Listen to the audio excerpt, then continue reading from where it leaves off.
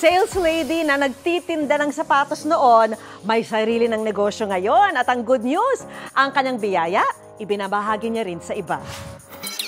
Dating sales lady na natanggal sa trabaho. Ngayon, may sarili ng negosyong pinapatakbo. Ang nasa 500 piso na sahod noon, ngayon, daang-daang libo na ang kinikita. At ang good news, may maswerte pa siyang hahatiran ng biyaya. Kilalanin natin sila rito sa Good News. 23 years old si Morica nang pasukin niya ang trabaho bilang sales lady. Araw-araw, 8 hours to 9 hours po kayong nakatayo. Tapos, syempre, tindahan po yun ng sapatos eh. So, nandun po yung mga susuotan mo ng sapatos, yung mga customer mo. Mag-a-assist ka po ng customers, mag-please ka ng customers para makabenta po. Ang kita niya raw noon, 520 pesos kada araw. Pag sales lady po, may quota ka dyan eh. Kailangan araw-araw meron kang mabenta na ilang sapatos, ganyan po. Kasi pagka hindi po, bababa yung grades mo, pwede ka matanggal. Pero sa hindi inaasahang pagkakataon, natanggal daw si Morica sa trabaho. On probation na po kasi ako nung time na yon. Yun nga lang po, nabuntis po ako sa pangalawa kong anak. Natanggal po ako sa trabaho dahil po nabuntis ako. Kagraduate na raw siya ng high school nang nabuntis siya sa kanyang unang anak. Pero dahil nagkaroon ng malaking responsibilidad sa murang edad, kinailangan na raw niyang kumayod para sa anak. Yung sales lady po, yun po yung pinasok ko kasi sa totoo lang po, sila po yung yung kumukuha kahit sa mga hindi po nakapagtapos ng pag-aaral. Kaya nang matanggal sa pagiging sales lady, malaking dagok sa kanya, lalo pat ipinagbubuntis niya noon ang anak. Para kaming pinagsakluban ng langit at lupa kasi kaya ka nga po nagtatrabaho para makaipon din, makaipon ka din ng pampanganak mo, para makapag-ready ka. Kaya lang po bigla pong nawalan ng kita. Pero si Morica hindi sumuko sa pagbebenta. Ang pag-o-online selling naman ang pinasok niya. Pumasok po ako na reseller sa isang supplier po, nagbenta-benta po ako online. Kahit pa paano po, kumikita ako kahit maliit lang po. Relo, bags, damit, mga gamit sa bahay. Kahit na pong makikita nyo sa Divisoria, yun po yung binebenta ko. Ang katandem niya rito, ang kanyang asawang si Aris. Ginawa namin parang toka-toka kami ng trabaho. Kumaga siya yung sa marketing, ako bahala doon sa purchasing para mag-ikot po yung tandem namin. Pero ang kita raw dito, hindi pa rin sumasapat. Kaya nang magpandemya at panandali ang natigil ang public transportation, naisipan nilang magbenta ng bisikleta na makatutulong sana sa mga commuter noon. Maganda man ang kanilang ideya, ang problema, perang pampuhunan. Kaya laking pasasalamat daw nila nang tulungan sila ng kanyang hipag. Meron pong 20,000 noon, hineram ko po yun sa kanya. Tapos po, yun po yung pinambili namin ng mga bikes. Alam ko na malaki yung responsibilities and obligation nila bilang mga magulang. Kaya pag alam ko na kailangan nila, nandito lang ako para sa kanila. Nakikita naman po namin sila na nagsisikap sa sarili nila. Tumatayo po sila sa sarili po nila. Mula sa 5 bike na pinicturan at binenta online, unti-unti nilang itong napalago. Hanggang sa nakaipon at ang kanilang negosyo, umabot na sa pagbebenta ng e-bike. At ang dati maliit lang na negosyo, unti-unting pumatok online at umarangkada. Thank you so much po. God bless po. More powers and more achievements po. Dahil trained si Morica sa pagbebenta noong sales lady pa siya, sisiw raw sa kanya ang pagtitinda. At para mas lalong maibenta ang kanilang negosyo, inaral daw niya ito. Kapag magbebenta ka, dapat alam mo kung ano yung binebenta mo.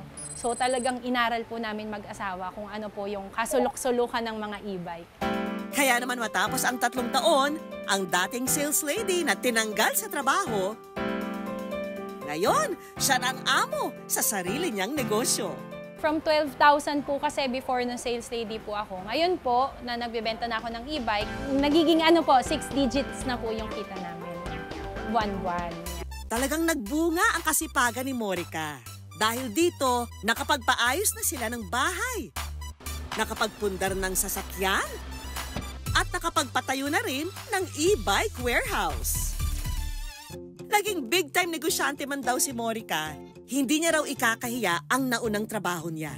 Sobrang laki po ng pasasalamat ko din dahil po naging sales lady ako. Kasi kung hindi po, hindi ko po yan malalaman kung paano ko po ibebenta eh. Ang dati nga raw humihingi ng tulong sa iba, ngayon kaya na ring mag-share ng blessing sa kapwa. Yung father-in-law ko po kasi nagdadialysis siya. Ngayon po, kahit papaano po, handa na po kami. Pagka po ng ospital, hindi na po namin pinoproblema kung saan po kami kukuha ng pambayad.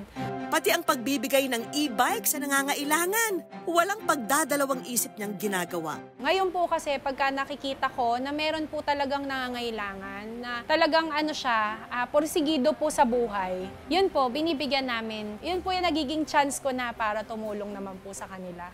At ngayong araw, sino kaya ang maswerte niyang maiispatan online para hatiran ng regalo? Yan ay walang iba kundi si Tatay Virgilio. 64 years old na pero araw-araw pa ring sinusuyod ang bayan ng Muñoz, Nueva Ecija para mailako ang kanyang panindang basahan. Ang kuha ko sa bawat isang ganito, 25 pesos. Binibenta ko naman 300. Ang kita niya rito, sapat lang daw sa araw-araw na baon ng anak na nag-aaral sa kolehiyo at para sa pagkain ng kanyang pamilya. Sa kanyang pagtitinda, kasama rin niya ang kanyang anak na si Benedict na isang child with special needs. Paano kasi yung nanay niya nagtitinda-tinda, kaya kasama-sama ko na rin siya. Ang kwento na ito ni Tatay Virgilio ang pumukaw sa puso ni Glenn. Ang nag-upload ng kwento ni Tatay sa social media. Nakita ko po si Tatay Virgilio na dito sa Muñoz, paikot-ikot po siya, nagtitinda ng mga basahan. Kung gusto pong mangyari, talagang gusto ko po sana na mas magaan naman yung buhay niya kahit papano. Kaya naman ang hanap niya, Good Samaritan na tutulong kay Tatay Virgilio para mabawasan ang hirap na dinaranas niya sa paglalako ng basahan.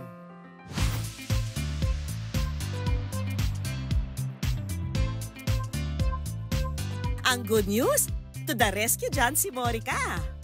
Ayan, inahandog po yan ng Wayne. Para po magamit po ninyo sa hanap buhay nyo. Nabasa ko po kasi yung kwento nyo po sa Facebook po. Meron po tayong helmet. Pag may iangkas kayo, pwede nyo pong pagamitin. Siyempre, lagi lang po tayong nasa gilid ng kalsada, no? Ayan. Maraming salamat na sa itong bigay niyo sa amin. Malaking tulong to. Hindi na kami mamasahe, hindi na masyadong maglalakad.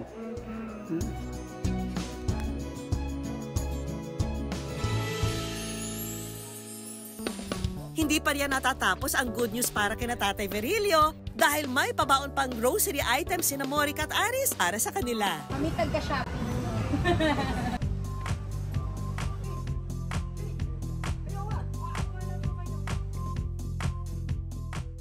Maraming salamat.